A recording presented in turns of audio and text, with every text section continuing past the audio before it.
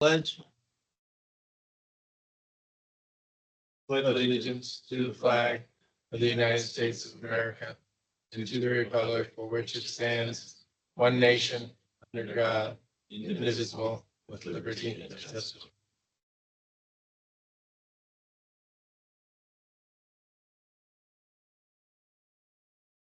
The record will reflect that members Becker, Heatley, Vasquez, sorry, and Vice Chair Graff are all present. Chairman Reeser is out for this hearing. Are we okay with I looked through the notices and everything. They appear to be in order. Ms. Webb, are we in order? Okay. Joe, we good? Okay. All right. Okay. Now let's go to item number 2. It's our first public comment section. I think that Administrator Park has a statement he wants to read. Good morning. It's with great sadness that I come to you this morning and talk about a family member from the Taxicab Authority who passed away 2 days ago. Gail was just an amazing person. She worked for the agency for about 4 years. And when I took over as the administrator, she was my administrative assistant. I had no idea how to even use an administrative assistant. She'd get quite frustrated with me because I wasn't sure how to utilize her, and she got bored. So we looked for other areas in the agency for her to go and work in, and she touched every single one of our units within the agency, including the board. She put together our binders. I know that she spoke with many of you, if not all of you, on a regular basis. In fact, the day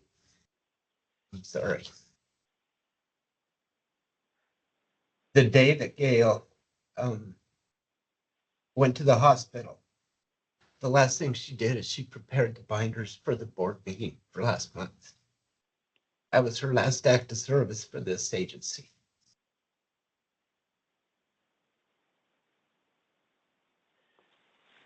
Our hearts go out to the family. Our hearts go out to the agency. Gail was just an amazing person, and it's going to be a huge loss. She was definitely family to our agency. We have an opening in our hearts. We have an opening for the board and for our agency. We will try to fill it with somebody who is just as good as Gail was. And that's all I had to say. Thank you.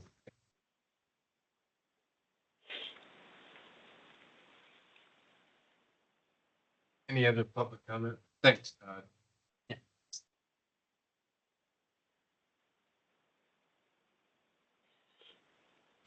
Anybody on public? Or Carson? No. Okay. All right. Let's go to item number 3, board meeting minutes. And these are just for the February board meeting and the workshops. I've reviewed them. I didn't have questions. Does anybody else have any questions, corrections, or revisions? Okay. Entertain a motion. I will abstain. Move. Seconded. Okay. All in favor? Unanimous 4-0. The minutes will be approved. Move on to item number 4. Discussion. You have an issue? Whoever's online and they have their speaker on, please, or your speaker, please turn it on. Microphone.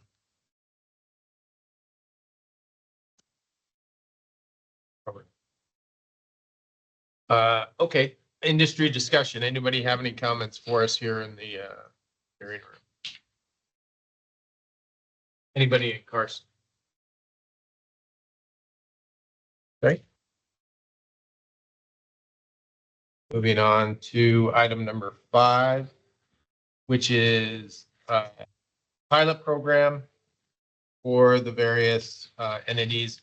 I've read through this thing last time. I'm not reading through it again this time. Yeah. I don't have enough latte left to do that. Good morning. For the record, Curtis Mell, Deputy Administrator, Taxicab Authority.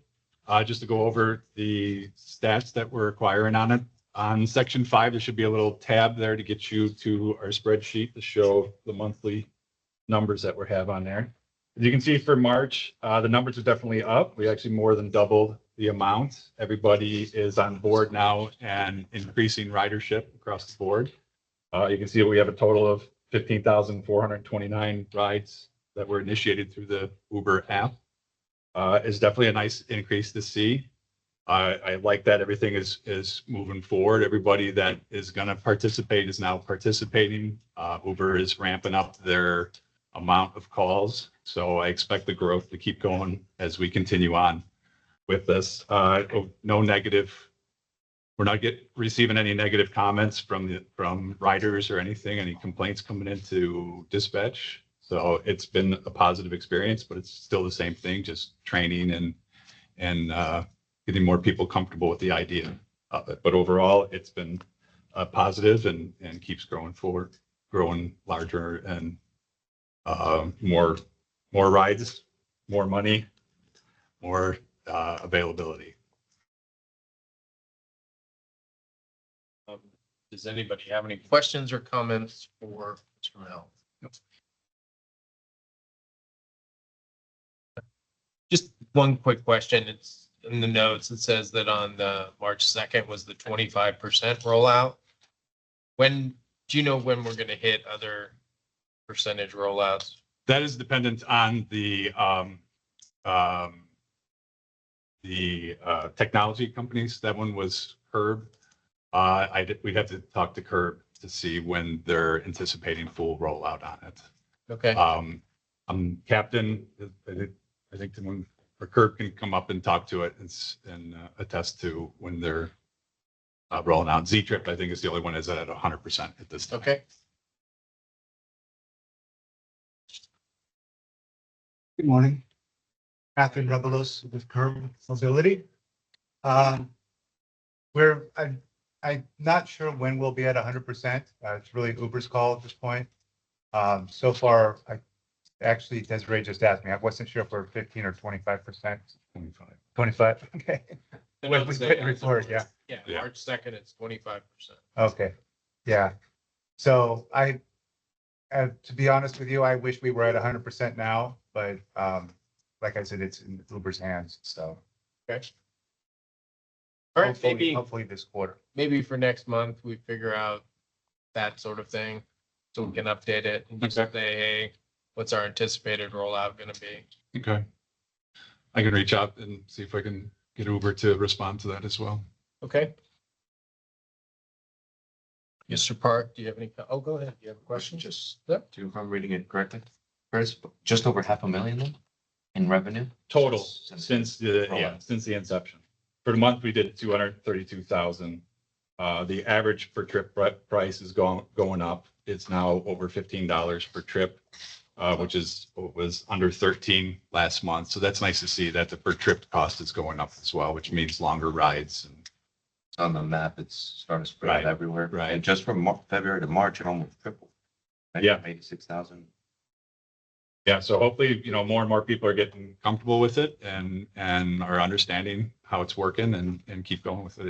It's twofold. It's on the drivers and on the passengers as well. Once everybody just kind of gets familiar with it, it should keep growing. Anything else? I- Director Burke? I'm happy to see what's going on with this pilot program. To have the per trip ride increase to $15. When we were quite a bit shorter than that later on, I'm happy to see that. I think the program's working. I know we have some obstacles ahead of us, and hopefully those will be addressed in the legislative session. And I'm really happy to see where we're going with this. Question. So there is a BDR? Or there may be one, or you're considering one, or I it's see Mr. confidential? Miss Rushton's coming down. Okay, Good morning. For the record, I'm Kimberly Maxon Rushton with the law firm Cooper Levinson, excuse me. To respond to your question, Member Decker, I've been working with Administrator Park specific to the language. I will say that the information that's presented every month is extremely helpful. I've talked to various legislators about doing an independent bill. And the reason why, Member Decker, is because of the fact that the agency only has so many. And so if we can do one as an industry based on the information that we've retained or obtained, since the pilot started, I think it really will serve itself well. What I've started to do is we did the initial language. We submitted that to VDR, to LCB. But as we develop the statistics and everything, I think it really does demonstrate the value of this and the importance. One of the additional things that I think is important that we've talked about, including in that VDR, is the tax obligation, specifically the excise tax. And I think I've mentioned this before, that statutory scheme specifically requires the company that is putting out the ride and providing the service to pay the tax. We clearly construe that to be Uber because of the fact that they set the price, they collect the fare for it, and that meets the statutory definition. But just to ensure that there's no ambiguity and that there's no loss in revenue to the state, we'll include that as part of. I just wanted to give you a quick update that we are working on that with legislators. Do intend to have an independent bill draft independent to the state, and we'll move forward with it. And then I'll report once we get some information or language back from LCB as to how that looks, just to make sure it's consistent with your understanding and it's compliant with all of the statutes. I'm extremely happy to hear that. Yeah. Thank you. Certainly. And our deadline is what, July 1? I don't remember that the I deadline. think it's either, I think it is July 1 this I year. was thinking it was August, but I can- They pretty sure it's July 1. Okay. And that's why I was asking about when we're going to get to full rollout with all of the others so that we have some sort of bigger number so that we can say, hey, this is really important. See here. And if we've got 100% rollout, I think that's effective. And I think that speaks to the legislators that will be considering that. So, all right. That's an agency deadline. As opposed to a And I'm legislative. talking to someone that's a member of leadership, Member Decker, so I think there you go, a flexibility. There's That might be the agency deadlines. I think it is. I think Mr. Sewell told me that. Yeah. Dieter, it's Thank you. July 1. Anything else? Anybody have any other comments? Okay. Move on to item 6. Item 6 is the public hearing regarding the application of Heat Glow. Did I say it right that time? Yes, sir. All right.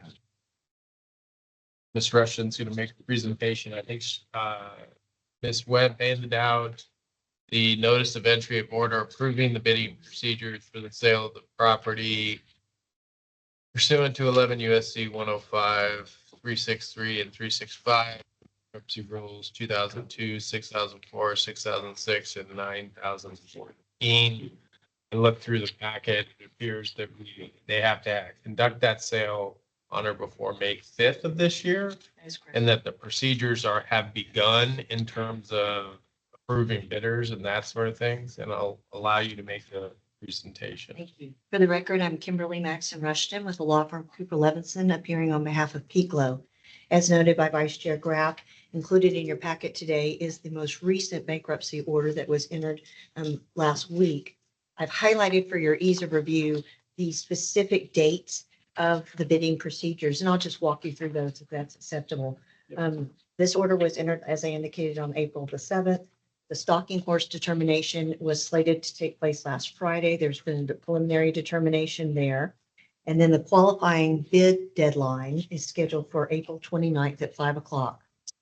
After that, there will be a public auction that will be held on May 5th at 9:30. And then thereafter, once the auction's been concluded, the bankruptcy judge will take it back, approve the auction, and then move forward. What I want to note there, Vice Chair Graff, is the fact that once that decision is made, obviously the approval of the sale is completed. it doesn't transfer the certificate. That's an obligation that is solely within your discretion. As you also know, you did preliminary approve Peak Low. And so for those reasons, it's our expectation that if Peak Low is the successful bidder, that we'll simply come back and then we'll proceed with the compliance program. Otherwise, I think all other bidders, when it's successful, if they're a current certificate carrier, they'll have They the just obligation. need to be hole punched. Somebody doesn't have their microphone muted. Thanks. However, if it's a stranger to the TA, then obviously that individual or that group will need to put in an application, go through the full background application process, and then there'll be that period of time between when the bidding has been approved and when that individual may possibly be approved for operation. We've asked that the bankruptcy court take that into consideration because there could be a gap in service there. And so again, my understanding that the May meeting will come after this determination on May 5th. So we'll again work with the judge on that specific area. And then once that decision has been made on May 5th, we'll report that immediately to the TA, and then we'll be prepared to be present at the May meeting to give you more specifics and hopefully a final determination by the bankruptcy court. Okay.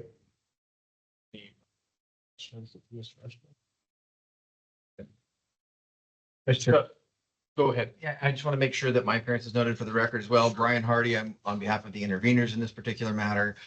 What Ms. Rushton has laid forth is correct, although the one thing that I would note is that the May 5th would be when the decision would be made. If, as we all know, those of us who practice law, there's a final decision and that'll be rendered when that decision becomes final, and it may be subject to appeal or objection. And there'll be a period after that time in which that is entered on the May 5th, that will have a time period in which those will be exhausted first. So it may not, depending upon when that date falls in May for this hearing, it may end up on the following agenda, just on a timing basis so that we can make sure that all exhausted remedies have been available and everyone has been able to exhaust the remedies before an opportunity for it to become final.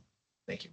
Okay, and so for purposes of the record, our May meeting is May 20th, 2026, and the June meeting is June 17th, 2026. That was going to be my question was, does the May 5th auction allow for us enough time to properly notice it? So if we have it on notice right now, we can, and it says for discussion of possible action. So if we needed to, could we take action in May, or are we saying, no, we'll probably take action? And it sounds like is it a 30-day that you do the notice of entry or something Again, like that? Or I don't appeal? think either of us practice in bankruptcy court, but we do know there is an objection period that I've been aware of and advised of. And so that objection period will have to have exhausted first before it becomes final. And I think it's consistent with the rules, Member Graff, versus specifically laid out in the order. But I did speak to Ms. Webb about this, and we respectively agreed that the May 17th date would be at least we would have it noticed for that already. And then if we needed to go into June, we would, but at least we'd have a placeholder. I can do a report, and we can certainly give you a more thorough update as to where matters are. And we are agreeable to that as well. Mr. Vice Chair? Yes. Thank you. I was going to ask, Ms. Webb, have we seen anything like this before, or I have not, you've not? but I haven't been around that many years. And then I think the May 17th date makes sense because I'm thinking that even at the May 5th approval date per se, there might be conditions that you all may want to challenge or may not agree with, and it may give you a little cushion to be able to go back and address that. And so I could respectfully understand where that comes from. And so. And to your point, Member Wiggly, what I think is also important is not so much, well, it's critical relative to the actual sale, but the ongoing operation. That's what's important to the TA. We want to make sure that the employees are still employed, that the drivers are still driving, and that there's still the services being provided because of the fact that there is an obligation in your statutes for reasonably continuous service. So I think what's important is that we work with the court to advise them about how the transportation industry works, and that when the May 5th decision is determined, what happens thereafter. And I think that's what we will be, it's critical for us to report to the TA. Just so you If you agree to that May 5th decision and you just move forward, it may be difficult for you to come back and try and rescind anything or question it. And so, Vice Chair, I 100% support that extended date time because I think it makes a lot of sense. So I think it's our intent just to keep it on calendar as we've been doing for the last several meetings so that we can, if we need to take action, we can take action On peak. on peak load. Correct. And then if it's not peak load, then we worry about that at the May hearing and there's going to be its own little timeline in terms of an application or something like that. But And it may be wise to have it also potentially ready to go on the June agenda, just in case, that may be something that may need just to roll over, so we don't end up against any deadlines for noticing or anything else like that for that particular one. and that's fine. We'll just plan on rolling it over into June and go from there. Is the idea. Okay, I agree. all right. Thank you very much. Okay, thank you. Thank you.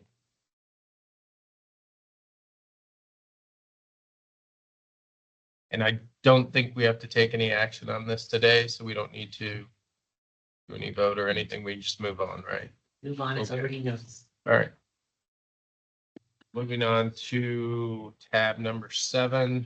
This is the public hearing regarding the surcharges for the rest of the year. This will be for EDC, F1, and New Year's Eve. There has been an application or a petition that was submitted.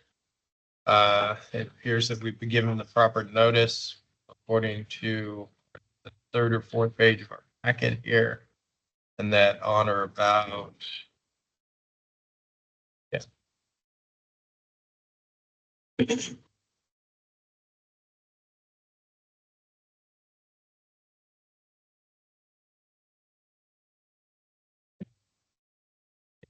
today's date and time. That's. And I believe that this is on behalf. Is it on behalf of the Livery Association or just particular? The taxi members of the. Yes. Okay. Ms. Rushton? Thank you. Good morning, Chairman, Vice Chair Graff, members of the Nevada Taxicab Authority Board, Administrator Park, and Ms. Webb. For the record, I'm Kimberly Maxim Rushton, appearing on behalf of the Livery Operators Association. The taxi members of the association are identified as the applicants in the application before you. Specifically, this is a request to modify the taxi rates for specific periods during peak events in Las Vegas over the course of the next year or for the period of 2026. As the board is aware, this started in 2023 with the initial F1 Grand Prix race, when the industry came forward and asked to modify the rates to have a surcharge fee that would be specific to individuals attending that event. What I mean is it was geographic, we geofenced it, we did times specific to the F1 to ensure that those individuals that were not attending the race would not otherwise be impacted by this. But the objective of the surcharge is set forth in the application is specifically to incentivize drivers. During the peak periods that are identified in the application before you, specific to the Electric Daisy Carnival, F1 Grand Prix, and New Year's Eve, those are dates in which the industry has testified historically, and we've seen documentation or statistics that show you've got road closures, you've got deadhead miles out to the speedway, and you've got other factors that disincentivize drivers from wanting to work. And there is not only the construction issues and the deadhead miles during EDC, but there's the barrage of illegal operators, and it makes it challenging. And so to ensure that the tourists that visit during those peak periods have the most safe, reliable transportation options available to them, what we're trying to do is ensure that all of the medallions are utilized. And that means that we need to incentivize the drivers, and that's specifically what the surcharge is intended to do. If it's acceptable to you, Member Graff, what I'll do is just basically walk you through the proposed surcharge fees.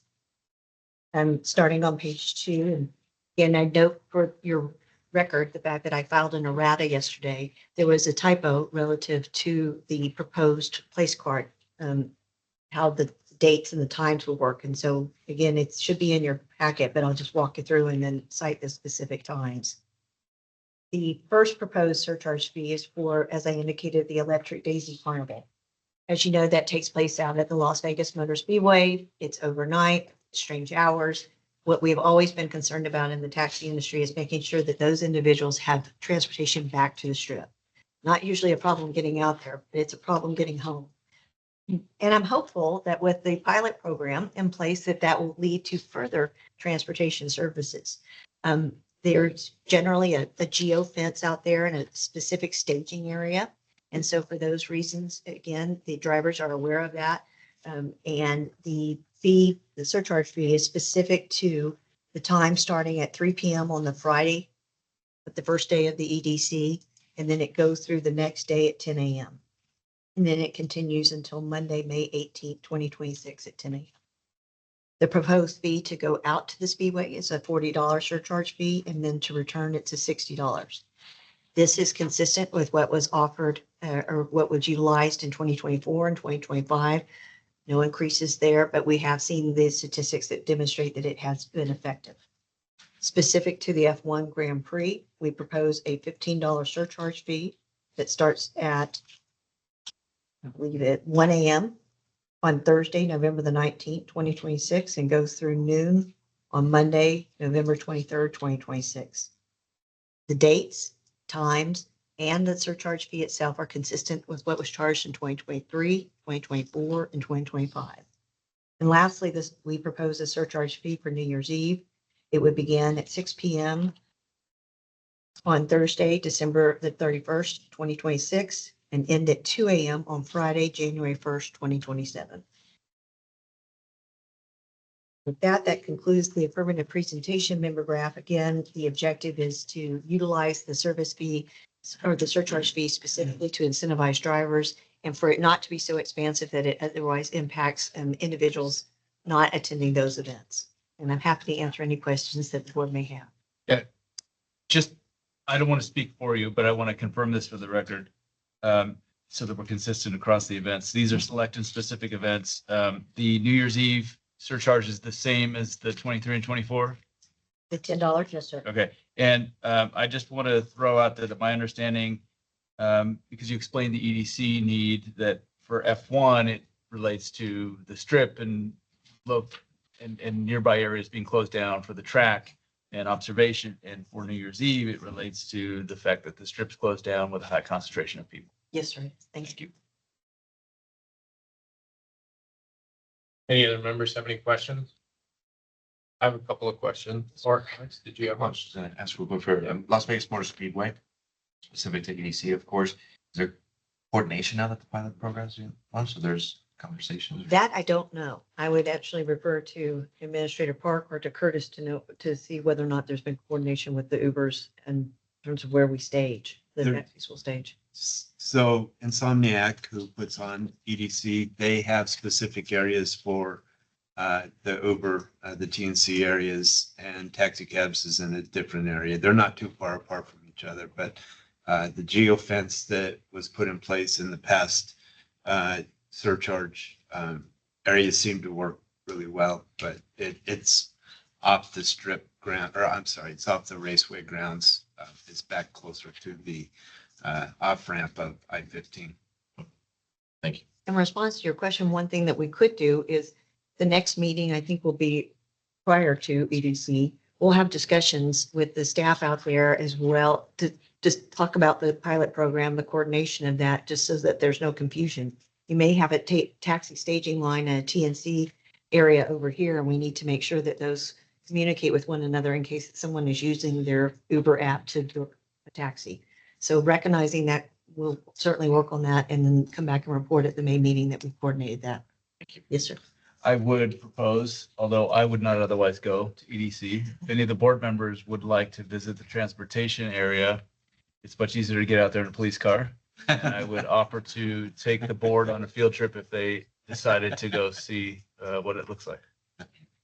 One night, and I got to be in bed by midnight. But other than that, I was hoping you were gonna say we were gonna go one night at like 10 p.m. yeah, like 10 to midnight, something like that. Yeah. Oh, you said yes, we're gonna do that? Yeah. Oh, count me. Well, it doesn't go it doesn't go during the day, so it starts at like 5 p.m. and goes. Oh, until no, 6 let's go when the action is, when it's really. Well, that's about 3 Oh, yeah. I'm 6 not- a.m. I'm like zombie by then. Oh, okay. 3 to 6 a.m. when they're coming out Oh, under the influence, trying to get rides home. That's when they. That's scary. Be on Zoom. Yeah. watching it. Right. Okay, so a couple of questions. So the typo that you were referencing is as to the New Year's Eve termination time. Is that the only change? No, sir. Actually, if I can direct your attention to page 3 of the application. This is the proposed language for the rate cards. Yes. And then for the F1 Grand Prix, it states 10 a.m. on Thursday, November the 19th. That should say 1 a.m. And then for New Year's Eve, it should say that the concluding time is 2 a.m. on Friday, January 1st. Okay. So those are the two changes that Yes, you sir. did. Miss Webb, we're okay, and we're okay with that errata and everything. Okay. So just purposes of the record and everything else, the reason why we created these surcharges and everything was to encourage more driver participation in these processes and everything. Yes, sir. And that's the reason why we approved it, and that's why we have this ongoing as to the approval for this year. If you would, please talk about of the surcharges, how much go to the drivers as opposed to how much goes to the company. And I'm going to ask my colleague, Mr. Balin, to come up from Yellow Checker Store in New Yep. Path. Morning, Morning. for the record, Michael Balin, Yellow Checker Star, new cabs 1, 2, 3, and 4. At our company, the employee drivers would get their percentage of the meter, anywhere from 39% to 44%. And independent contractors would receive all of that. Same percentages, or are you talking about? The independent contractors, they pay a weekly amount, so they'll keep the full surcharge. The full surcharge, okay. And is that the same industry wide, or Yes, sir. we have, just make sure that we have a smattering, I guess, is what I would like. Good morning, Jordan Balavan with Desert Cab in Virgin Valley. Virgin Valley Taxi, 100% lease, so 100% of the drivers get. So, and Desert Cab is 70% lease, so it would be 100%. The other 30%, the employee drivers get half, Okay, 60%. Phillips Taxi, General Manager Mario Castro. thank you. Employees get 50/50, leases, yeah. Okay, And then Desiree Dante on behalf of Lucky Western and Nellis, and we're the same. Leases 100%, employees 50. Steven Shore with Z-Trip, 100% for ICs. And then for our employee drivers, anywhere from about 39 to 45%. okay. All right. Director Park, do you have any comments or anything? I'm gonna digress just a little bit back to Member Vasquez's comments. I did meet with Insomniac, and I have future meetings coming up with them. It's a good point that Ms. Rushton made about the pilot program, the Uber app, and where they will stage. I will definitely bring that up with them. I also spoke with them about having the rates posted out at the taxi line. I did work all the way until the 7 a.m. last year. Did that once. I did it all 3 nights, mornings, days, whatever you want to call it. I think this, the surcharge definitely is helping for sure. We did have issues getting cabs out there in the early morning. We had probably 100 to 200 people still standing there, and we had no cabs. And I know a blast went out. And so cabs started to show up, and then all of a sudden a whole bunch of cabs showed up, but by then a lot of the people were gone. And I don't know how to fix that other than when we blast, try to get the cabs out there right away. But that was the biggest downfall, I think, for the whole night of when I worked. I think I went out there at like 11 p.m. and was there till 7 a.m. But the taxi line seemed to work well. And Insomniac's happy to try to put up a sandwich board or something like that to post the rates with the surcharge on there. So that's all I had to say. Okay. And we're good with the notice and everything that's going off in the vehicles themselves and the placards and everything. So we're okay. So we're going to do the same as last year. So we've got the copy of the order from last year. We'll mirror that. When do we have to have this out by the order? It could be out quickly. Okay. No, I mean, in terms of before May what's the first day of EDC, May 15th? Do we have any constraints on that we have to have it signed or anything before then? It will be signed. Okay. Dan sign it. Okay, all right. And member Graf, one additional point is that it's been historically, the order has required the applicants to submit statistical information following each event to demonstrate the effectiveness of it. And my suggestion is that it probably, because of the fact that the uniformity of rates and the fact that this is going to be applicable to everybody, it's better to have all of the industry. That way, I think you have a really good picture as to the effectiveness of this. And so again, because of the fact that even though the applicants are requesting to modify the taxi rates, by statute, they have to be uniform, and therefore I would suggest that the order include a designation or a requirement that everyone submit the statistics following each event, so you can get a good picture as to the effectiveness of this. And if it's not in the order, we'll add it to the order. Indeed. Okay. And this is uniform as to all Yes, sir. licensee holders, licensed. All right. Does anybody else have any other questions or comments? I will make a comment before I pose a motion, if that's okay. Yeah. I just want to put on the record that this is not a industry or profit issue. This is a public safety issue. This relates directly to thousands of people trying to walk down Las Vegas Boulevard from the Speedway to try and get back to the Strip, or walking between the Strip and the airport and other places. I'm extremely happy this is working. And so I move to approve the application. Okay. You move to approve it as written with the addition that we're going to add to the order that everybody provides the statistics for each of these events. And I would just add, as requested in the last approved order. And that includes the dates and times as specified in the errata that was filed yesterday. Okay. Is there a second? Second it. Okay. Or any conversation or anything regarding that motion?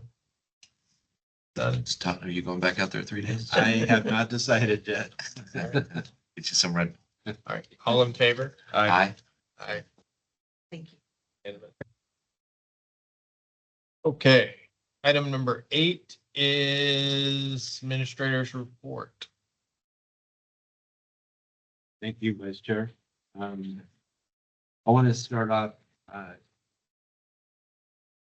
by welcoming Adriana Lopez. She's sitting over where Gail used to sit, and she will be handling the board meetings going forward. Missy Taylor, our new management analyst too. She is also helping out in this transition period until we can get somebody hired, and we're not sure how much Chrissy will continue to work after we get somebody trained, but I just want to thank all of our staff. They have been stepping up. This last couple of days have been very rough, and the staff has just been amazing. I could name almost every single individual, if not all of them, on how they've stepped up. And I just really appreciate the staff that I have over at the Taxicab Authority. They're amazing. So to get into a couple of statistics, I'm happy to report that the rides were 1.2 million in the month of March. That compares to 1.1 million from last year. I believe that pilot program is part of that. I'm happy to see that. The revenue on each employee ride was $20 compared to last year at $19.96. So it's roughly the same as it was last year. The lease revenue, $20.54 compared to $20.45. Again, not a huge change from last year.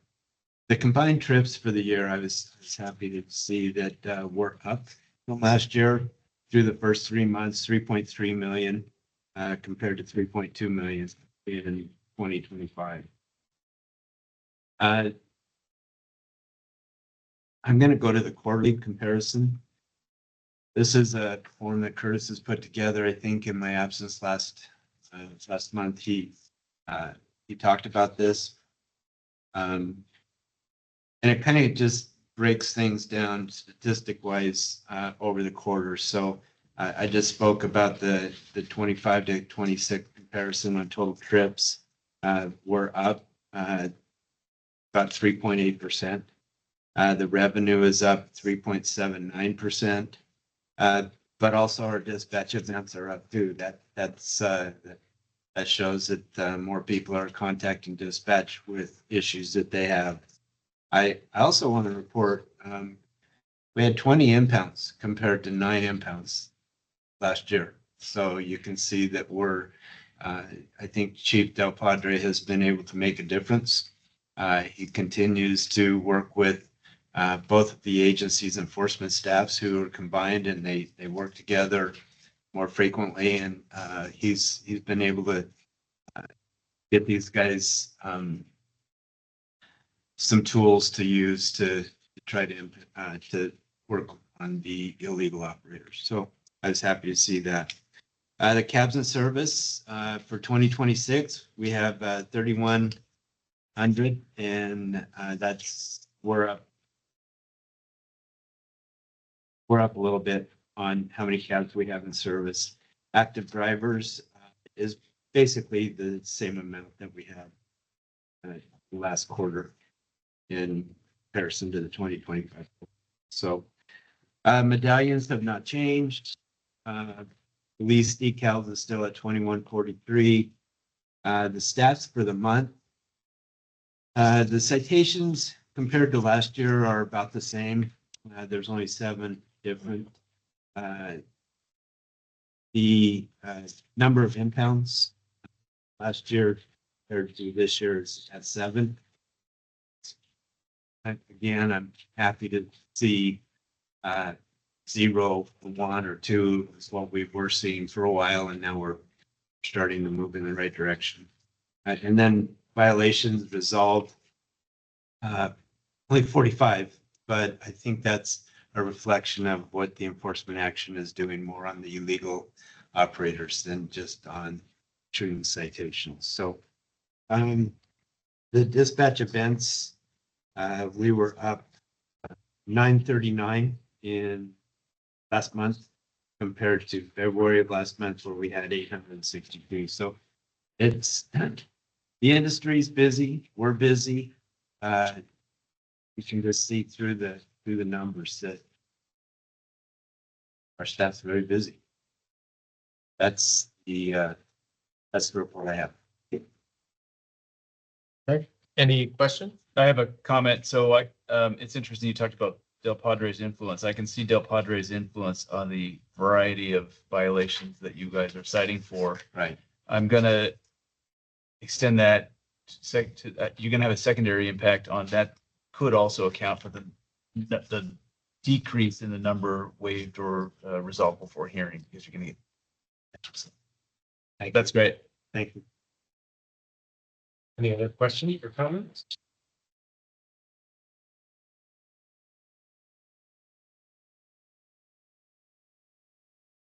Okay. Oh, you know what I do? Yep. Sorry, I'm a little sticky right here. So mine is just an open comment or a question. Todd, have we started, this is kind of forecast here, have we started thinking about how does this industry here, how will we align ourselves or fit in or get prepared for a lot of the big ticket items that's coming down the pipeline for us? Among, of course, a couple other committees that, of course, now we're starting to talk about March Madness Final Four. That's going to be here, the approval of the Super Bowl. We have this big WWE event over at Allegiant, the Chris Brown Usher, which is now 2 days sold out. How are we having those kind of conversations to figure out how do we get ourselves positioned to work with the industry, of course? Yeah, I will say, Thank you. Be ready for that. We routinely meet with obviously the NTA and the TA. Their enforcement staffs are combined. So that's already in place. I have, I'll say our chief of enforcement has a lot of meetings with Metro and how to prepare, how to be a part of that, and especially surrounding illegal activity and what we can do to combat that. I think I may have mentioned it last meeting. The chief and I went to the chiefs and security and gave a presentation on the illegal activity. And so we work with those agencies as well, including the hotels, and set up things that we can do. I don't want to get into any specifics on how we're combating the illegal operators, but we do work with them. And I'm always in contact with Ms. Rushton from the Yellow Egg. And I also have been going to and meeting with members from the other industries as well. So to answer your question, yes, I am trying to get the information out there and work with the other.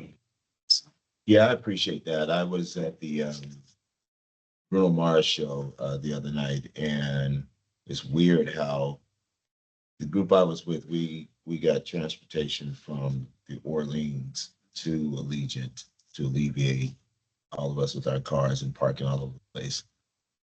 But as we arrived at Allegiant, it's weird how I found myself looking out the window and looking around to see where were the taxi cabs and how are they positioned. And I just still don't like where the taxis are positioned. And I just think that there's not a lot of consideration for the industry over there. And so, I'm not really sure how that could be addressed as they look at different places in terms of staging. Yeah, I understand. You and I have had conversations about the new stadium that's coming into town. I definitely want to be a part of that and try to get some good locations for taxi stands there. I had Patrick Garvey come in and give a presentation to this board maybe 6 months ago or so regarding Legion Stadium, and I have not seen any movement on that. I'll get back on that to see if we can find a better spot for that taxi stand. I know that over at Allegiant Stadium, in my opinion, it's just not a good spot. And then over at T-Mobile, we don't have any spot for a taxi stand. So these are all issues that we talked about. I can't make any of these places put a taxi stand or move a taxi stand. Any suggestions you may have, I'm happy to hear them. Thank you. Thank you, Mr. Vice Chair. When is the first year of the Final Four coming here? The next year or is it next year?